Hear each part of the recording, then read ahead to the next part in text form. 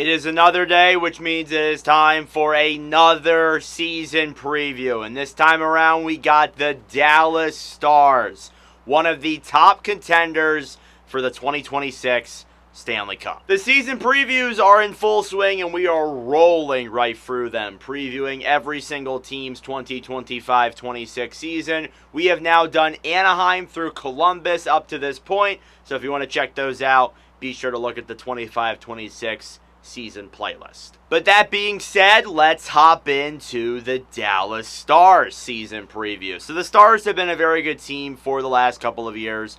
I am not surprising anybody by saying that. They have been to the Western Conference Finals 3 straight seasons. So they've been a very good team, especially as of late. So looking back at that first year in 2022-23, where they went 47, 21, and 14 for 108 points. They were 8th in the NHL. So they were actually a little bit worse that year than the years that followed. But that year, they still make it to the Western Conference Finals, and they lose to the Vegas Golden Knights, who became the 2023 Stanley Cup champions. So at least at that point, you can say, well, we lost to the Stanley Cup champions, so that's a plus. In 2023-24 is where some people started to be like, can this team really do it? They went 52, 21, and 3 for 113 points. They were second in the NHL. They won the Western Conference in the regular season. They obviously went on. They defeated Colorado in the second round. They defeated a few other teams as well. And then they lost to the Edmonton Oilers in the Western Conference Finals. Definitely was disappointing, but it was the first year where people were like, I don't know. But other people said, yeah, the Oilers were a miracle team. They were on a miracle run. Until the following year, where they went 50, 26, and 6 in 2024-25 for 106 points. They were 5th in the NHL. Obviously, again, they go to the Western Conference Finals, and guess what? They lose to the Edmonton Oilers again. So the biggest question that we're asking ourselves here, is this team going to be able to get over that hump? And we're going to try and answer that here today. You look at the management, it is pretty much the same as it's been the last couple of years, besides the head coaching. We'll get into that in just a moment. So Jim Nill was hired as the general manager. He has been there for over 10 seasons at this point. He was hired in 2013, 2014. So he can take all the credit for this team because he built this entire Dallas Stars team, more or less. So he takes a lot of credit there for sure in how this team is built and how this team is put together. The new head coach, though, and this is something we need to talk about. Pete DeBoer was fired midway through the offseason. He was fired relatively later than some of the other coaches that were fired. And again, I know that's because Dallas obviously made it to the Western Conference Finals. But even then, he was still fired very, very late. He was fired a lot later than we expected. And as a result, the Dallas Stars were kind of put a step behind everybody else when it came to the coaching hiring process, which is why they hired Glenn Gulutzman as the brand new coach. He's been a head coach before with some other teams around the league, but hasn't been in a coaching position in a very long time. And now he's getting that opportunity here today with the Dallas Stars this year. It's going to be interesting to see how they run their team. I do have my doubts, but we'll find out. Your key arrivals and key departures list are both very, very short. So let's hop right in. Starting off with your key arrivals list, you have two names, Radek Faksa and Vladislav Kolyachonok. So a very long and interesting list, that's for sure. So the only one who's of real importance is Radek Faksa. He will slot in well on, I would say, that fourth line side, most likely than not for the Dallas Stars. But besides that, probably doesn't place anywhere else. Kolyachonok is more or less a depth defenseman. Maybe you see him play games this year. I doubt it, to be honest with you. And then you look at your key departures. We're going to throw it in the same clip because the key arrivals list is so short.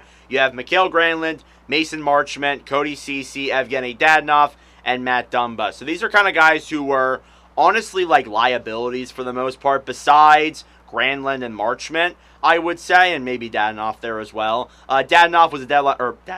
Granlund was a deadline acquisition. I'm getting my names mixed up already. He was a deadline player. He was solid for the Dallas Stars. I didn't believe he was the problem. I believe he scored 2 hat tricks during the playoff run there. So I do want to note that. But again, this guy was a solid player for Dallas. He should not go unnoticed there for sure. Mason Marchment will be a big miss there too. He was a good fan favorite. He was a decent middle sixer. He is off to Seattle. And Granlund is off to Anaheim, by the way. Cody Ceci, unfortunately, just didn't work out. Dallas needed somebody on that side, and he just did not work out as a player there. So very unfortunate, but it does happen. And then obviously Dadonov was a solid fourth-line player. He is no longer playing. And then Matt Dumba there too. He was traded to the Pittsburgh Penguins for cap reasons, so they could sign guys like Jamie Benn and a few other players that they needed to sign. But overall, that's your key arrivals and key departures list.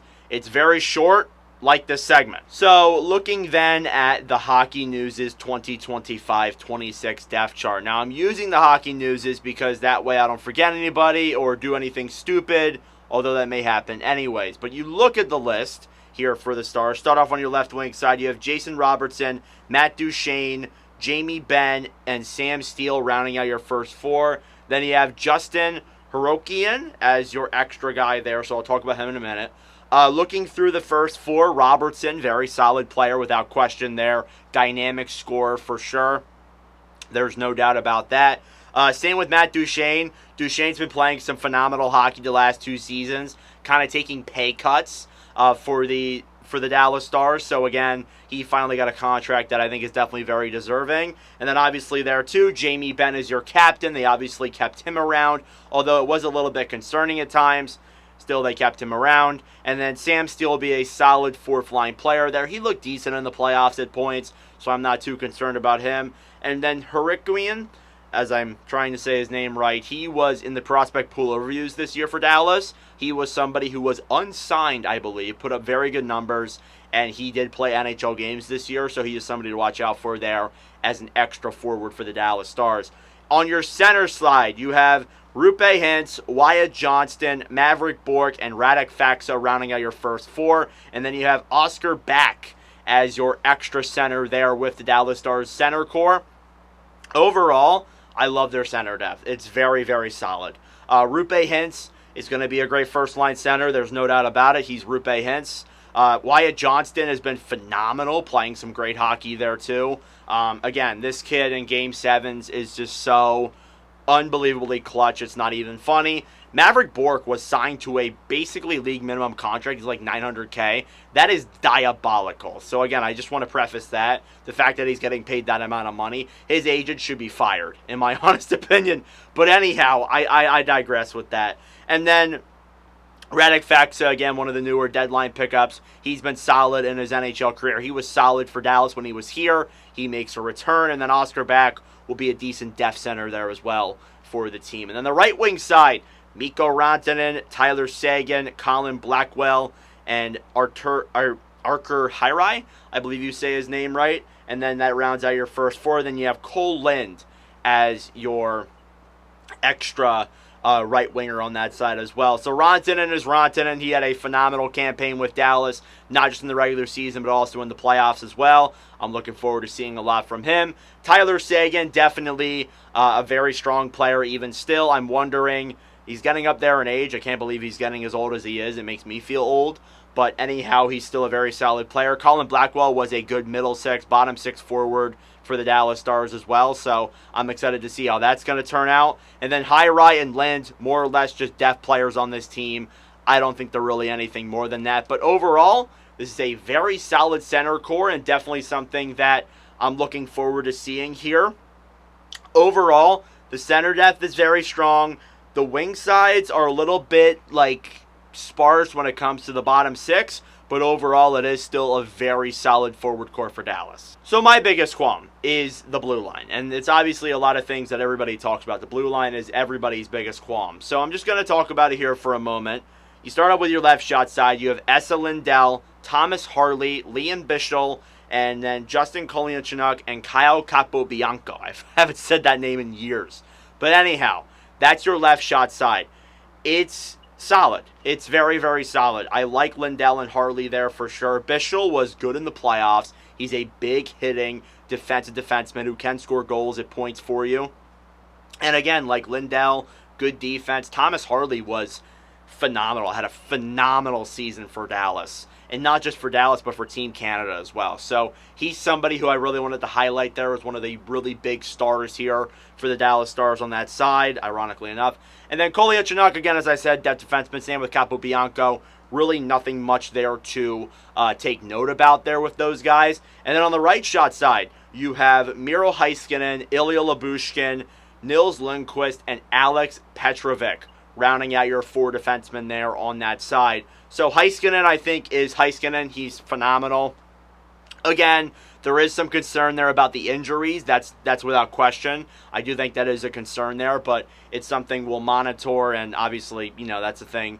But everybody gets injured. It's going to happen at some point. So I think overall he's going to be fine. Lyubushkin, I don't know about that, and same with Lundqvist. I feel like this is the biggest concern with me on the Dallas Stars defense, is that right shot side. You have Heiskanen in there, who is phenomenal, the best defenseman on this team, and then you just have not that great of players. So I think if Dallas wants to make it through this Western Conference Finals hump that they're on, they're going to need to fix that this year. And I know it's easier said than done, especially with right shot defensemen, but you got to find a way. So I'm expecting for Dallas to find a way here and soon. And then Petrovic, not a bad extra defenseman there either. But overall, in terms of Dallas's blue line, I like the left shot side. I don't like the right shot side unless if you're named Miro Heiskanen. So that's my biggest qualms there with that side of the Stars defense. And then last but not least, in terms of your goaltending for the Stars, you have Jake Ottinger, Casey DeSmith, and William Poirier or Remy Poirier, I don't know why I say William, as your guys there for the Stars in net. So Ottinger, I really feel bad for him because in the Western Conference Finals, I really didn't think it was his fault that he was pulled in that game. Very unfortunate, but it does happen to goalies, unfortunately. I didn't think it was his fault, but I guess here we are. Anyhow, though, I think overall, he is a phenomenal goaltender. He's had some low points in his career, some inconsistencies, and with an 82-game season and him playing like 45, 50 games a year, he's going to have his inconsistencies, but is still a very, very good goaltender that should not go unnoticed. DeSmith, good backup there as well. I liked Wedgwood a lot more, but I think, honestly, DeSmith is still a solid backup goaltender. When he came in and played games, he looked solid even in the playoffs for Dallas. And then Poirier, don't know a lot about him, but he is a third-string goaltender, so I don't think we'll see him that much. But above all, there's some concerns with Dallas, but the goaltending is not one of them. So then you look at the biggest questions for the Dallas Stars, and I only have one, and it's the biggest question that I've been asking myself here the entire video. Will they get over that Western Conference Finals hump?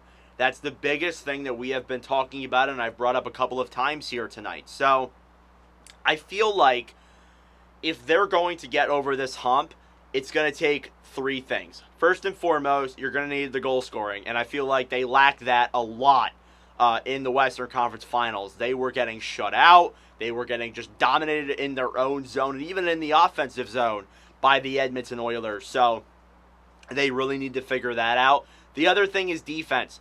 Again, I love that left shot side. The right shot side, it has to improve. Whether it's from within or they go out and get somebody, it has to improve. And number 3 is just honestly coaching.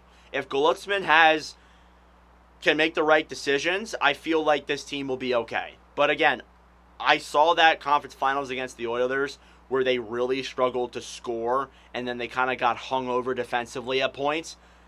That's got to change. That has absolutely got to change. So we'll see what happens there with the Dallas Stars and that question. But again, that's the biggest thing we're going to be asking ourselves here from Game 1 of the season all the way up until Game 1 of the conference finals. So now it's time to ask ourselves the biggest question. Playoffs? Standings?